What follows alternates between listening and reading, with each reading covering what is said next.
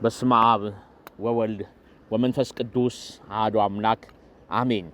የተወደዳችሁ የተከበራችሁ የልዑል እግዚአብሔር ልጆች በያላችሁበት የእግዚአብሔር ሰላም ከእናንተ ጋር ይሁን።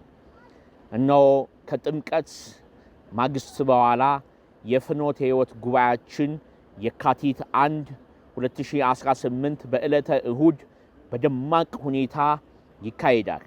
በመሆኑም የተወደዳችሁ የእግዚአብሔር ልጆች አዲስ አበባ በሚገኘው በጎተራ ከወንጌላዊት ሕንፃ ጀርባ ባለው በ44ቱ ጸበል ቅድስት ሥላሴና ቅድስት አርሴማ ቤተ ክርስቲያን የጸበሉ አዳራሽ በመምጣት ይህንን ታላቅ ጉባኤ የካቲት 1 ዕለተ እሁድ ከጠዋቱ 1 ሰዓት ጀምሮ እንድትካፈሉ እንድትባረኩና እንድትፈወሱ ታላቅ መንፈሳዊ ጥሪ እናቀርባለን።